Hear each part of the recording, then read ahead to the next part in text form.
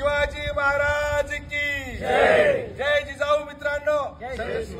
संघर्ष योद्धे मनोज जरांगे पाटील आपल्या हिंगोली जिल्ह्यामध्ये यांच्या दौऱ्यामध्ये आपण हिंगोली जिल्ह्यात यांनी निश्चित केलेला आहे. ती तारीख म्हणजे आज आपल्या 15 तारखेला संध्याकाळी आपल्या हिंगोली जिल्ह्यात मुक्कामी येत आहे.